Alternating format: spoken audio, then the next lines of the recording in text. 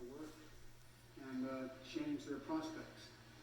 And so she's traveled all over the country working that. In addition to that, there's about 5 other major things she's handling, but I've asked her, the VP today, because she's the most qualified person to do it, to lead our efforts with Mexico and the Northern Triangle and the countries that help.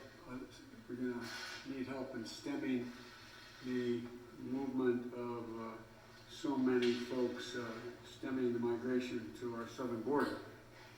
So this new surge we're dealing with now started with the last administration, but it's our responsibility to deal with it humanely and to stop what's happening.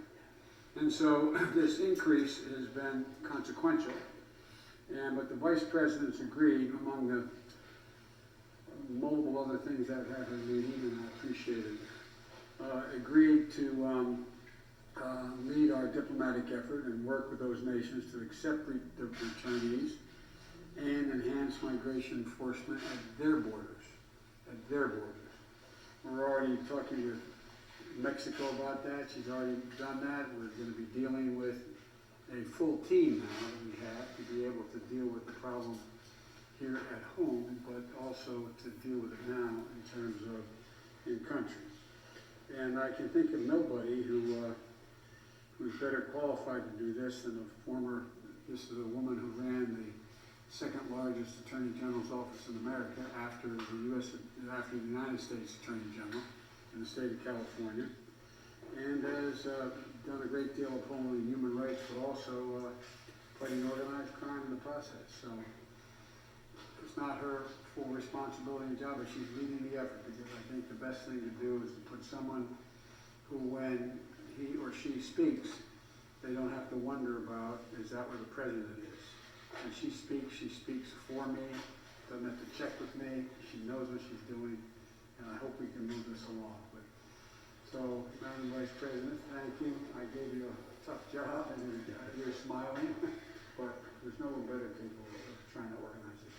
Well, thank you, Mr. President, and for having the confidence in me. And there's no question that this is a challenging situation.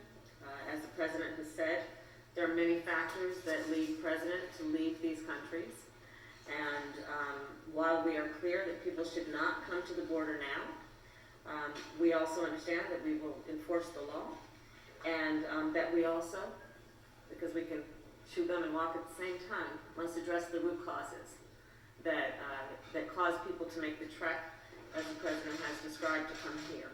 And I look forward to engaging in diplomacy with government, with private sector, with civil society, and the leaders of each in El Salvador, Guatemala, and Honduras, to strengthen democracy and the rule of law and ensure shared prosperity in the region.